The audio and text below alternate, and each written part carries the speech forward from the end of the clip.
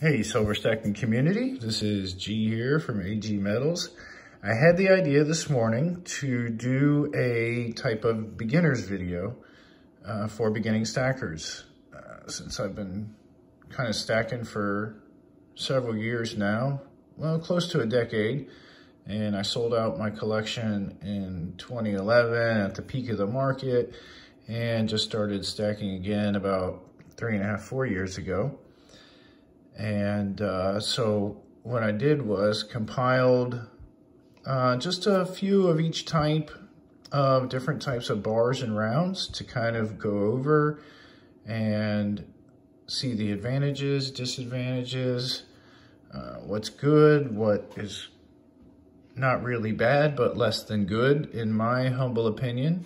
You know, everyone's going to be different. Everyone's going to see the good and the better and the best in everything. So without further ado, we'll get right to it. The first one that I'll go, and these are in, no real particular order. I want to kind of save what I see to be the best for the end. And by the best, I just mean what will be best to have in that apocalyptic situation that we kind of all see coming, I think, in this community. You don't really get into silver and gold stacking unless you have a basic, at least, knowledge of the Federal Reserve Bank and the fractional reserve currency system and fiat money, and you see the real value in metals, not the price, because I think most of us would agree that the price is much lower than the true value of what we're holding here. So I think we'll go by process of elimination. I'll go one at a time and kind of eliminate them and talk about them and show them. I'm going to be telling you which ones I think are bad. And with that being said, I have them, obviously, right? This is our personal collection. My wife is A, I am G. Just so happens our initials are AG, so it's kind of goes along with our passion here. I would call it an addiction, but we'll go over the difference between an addiction and a passion maybe at another time. All right, so the first one that I want to go over, I guess, would be these 1 gram bars. These are not really from any particular mint. They're just 1 gram of silver. These, I think, are great for, the event that things do kind of experience a fallout. These are small denominations, and they could be easily tradable, but it depends on the type of person that would actually trade for them, because, they have no real markings to show, where they came from and how legitimate they are. They're cool because they're small, they say 0.99 for the most part. However, you might not necessarily be able to trust them, because I'm sure in that situation there'd probably be a lot of forgery going on. The good thing about the 1 gram silver bars is that at this point it's not really feasible to forge them, because even forgeries cost money. If you couldn't tell, I'm a former United States Marine, so I like to collect, when I see Marine Corps stuff, I like to grab those. I like Marine Corps stuff, I like skulls, I like guns. I like the Statue of Liberty. All right. So yeah, that's kind of the advantage of these. Again, I have no real script for this video. I'm just kind of winging it and giving my personal opinion and thoughts. That's pretty cool, I think. George Washington's skull. One of our founding fathers. Yeah. So these would be cool to have for the right person, the right situation. And you can buy smaller things with these, you know. If you need a loaf of bread or toilet paper or cigarettes, if you go that way, you might be able to buy a cigarette or two. All right. So that's the unmarked 1 gram bars. And then we have the marked, right? These are from a reputable mint, Volcombi Suisse. It's a combi bar of 100 1 gram bars. These, I think, are more useful than the previous. You can easily break these down, break these apart. These snap right off. I actually have another set of these bars that's not in the assay, but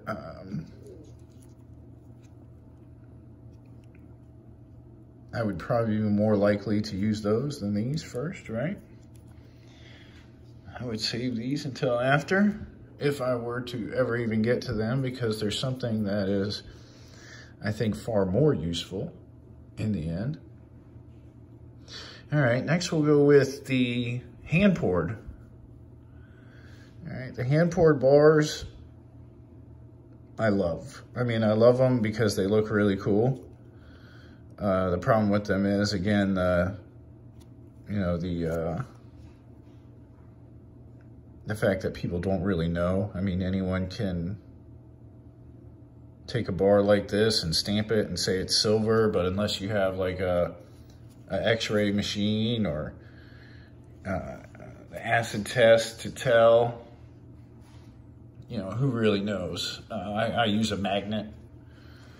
I have a rare earth magnet that I use to test whether it's metals or not, but that's not exactly foolproof. You can do a drop test and see what it sounds like, but in the end, I think these are more, you know, collectible type things that a beginner might not necessarily need. And again, I go from the unmarked to the more reputable type bars. Silvertown, everyone kind of knows Silvertown. But again, that could be forged. There's a hand-poured 5-ounce Silvertown bar. It's kind of cool. I saw it, I had to buy it. I got it for a little bit over spot when I bought it. All right, so I guess the next one would be these type of bars. Again, from a, you know, the United States Commemorative Gallery. What is that? Not really sure. 1/4 of a troy ounce, 999 silver. It's marked clearly. It's a fractional silver bar.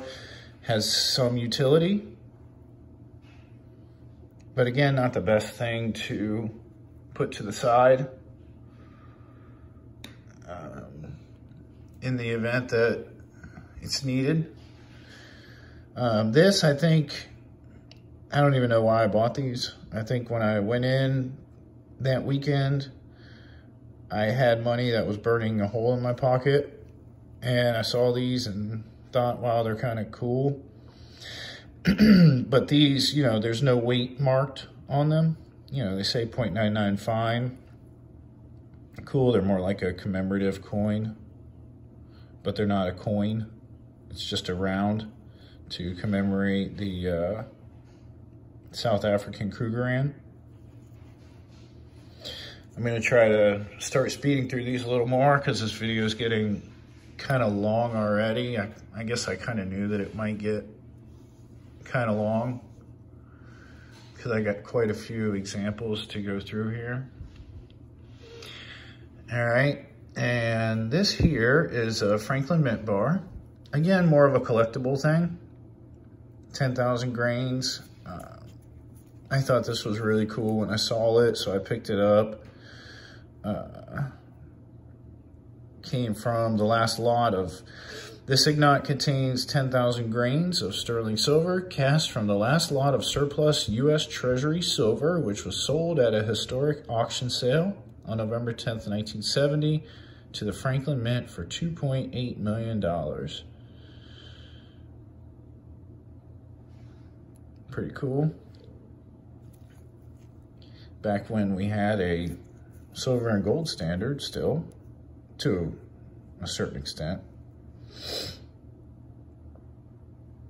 Yeah, Nixon took us off gold standard at 71, which that's when we really started seeing inflation. It was prior to when I was born, but still significant. Look at the shine on this thing. So this is a Volcambi Suisse kilo bar.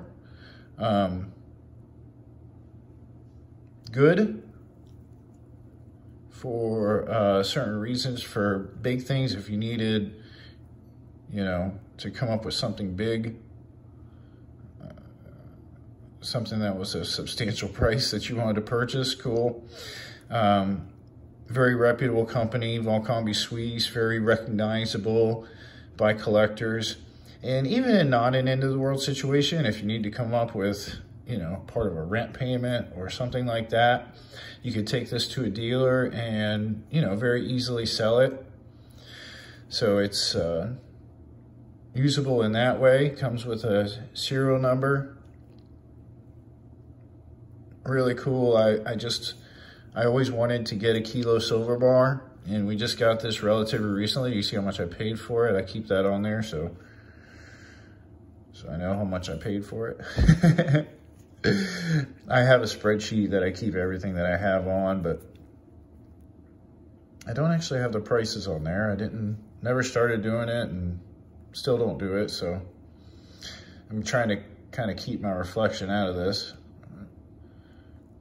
Not real successfully. All right, so the next thing I guess we can go at is rounds. All right, these are 1/2 ounce Indian head rounds. They're not from, you know, any minted coins or anything like that, but they are marked. They are recognizable. But again, could be forged. You got your 0.99 silver, your 1/2 troy ounce. So you got your weight.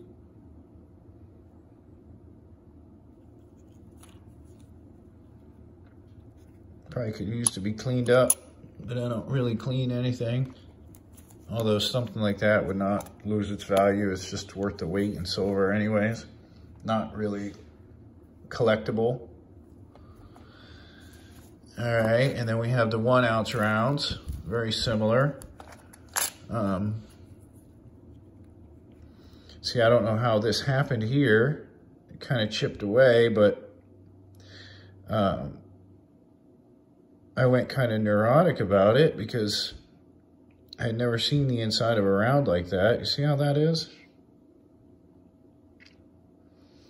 And so I took it to have it x-rayed to the coin dealer that I purchased from. And it turns out it is 0.99 fine silver, 1 troy ounce. And there's 20 of them there. But it kind of accented the whole problem with these types of rounds, is that you don't really know, you know, without checking them. And you have to do an x-ray to kind of find out if they're really good or not. That's kind of proves the point that they're not really the best thing to have for that end of time situation. All right, but they are good to stack because you don't really pay much of a premium on them. All right, and then we have, I probably should have saved these, but again, no particular order. These are 1/2 ounce coins, which I really like. But something like this is more collectible. You know, I would, save this for last if I were to ever need to liquidate. This would be one of the last things I would sell because they are fractional and because they are coins. And typically you pay a higher premium for something like this. Anytime you get minted fractional silver, pure rounds, it's typically a higher premium. And then anything with a dragon on it is usually very collectible. People like them. All right. We keep them cased up. All right, so next, I guess we'll go with more collectible coins, right? There we go. This is a cool round. Again, this is something that I would hang on to until last. It's an actual coin. You're not going to have any problems at all getting rid of something like this. 4 nines, pure silver. It doesn't have to be refined by someone who would want to melt it down for whatever reason. But these are coins that I would want to hold on to until the last minute. All right, because these are actual government issued coins and they're special. You know, they got the Superman logo. All right, this is a Canadian 1 ounce round. Let's see. Something like this. These I just got. This is so cool. I paid a very high premium for this. So this is something that I would not recommend to purchase for beginners, only because you do pay such a high premium on it. And to be honest, when you go to sell it, because this is something that I came across when I liquidated back in 2011, you don't really get the premium back from most dealers. Most dealers are going to give you under spot, regardless of how collectible it is or how nice it is. They're going to give you whatever percentage it is that they want to pay under spot. But look how cool that is. You see the AG and the 999 there? These are really cool coins from the Republic of Korea. 1 clay. All right, then we have the Korean Tiger. This is their 2019 ramp coin. Very cool. Again, that's, I guess, their signature for their coins. I literally just picked these up a couple weeks ago. But I just kind of wanted to show you examples of each kind of different round that I had. This is a dragon and a phoenix, really cool Australian coin, 2017, 1 ounce. Again, something that I would not sell right away. The Britannia. This is ruthenium plated.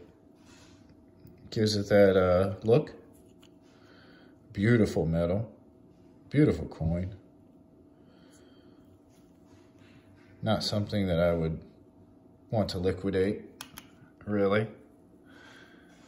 All right, and then you have the gold gilded panda. I love pandas. My wife loves pandas. This is a 2016 after they stopped doing them as 1 troy ounce. You know, the Chinese mint started doing the troy ounce for several years, and then they went back to the metric system. Now they issue their coins in grams, so it's going to be less than a troy ounce, but you're going to pay a premium on that anyways. Anytime you get a Chinese round, you're going to pay a premium. All right, and this is the Queen's Jubilee. You know, again, not something that I would necessarily want to liquidate right away. This is actually a 2 ounce high relief round. See how thick it is? It's a beast coin. It comes up off the top there. See how that is elevated off the round? That's beautiful. Really cool design there. All right, so those are just examples of each of the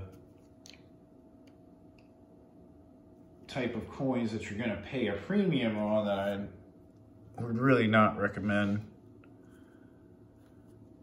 buying. And that leaves us with these. I guess the next one I would take out would be this. These, I don't like at all. Yeah, they're colored eagles, silver eagles. My wife really likes these because she likes the pretty coins. I'm more the practical. She's the pretty, I'm the practical. You're typically gonna pay a premium on these, and to me, it just kind of ruins the silver eagle, in my humble opinion. But, you know, when she wants something, I don't really say no too often. Especially when it's a silver or gold round, because, you know, that's what we're into, so that's what we get.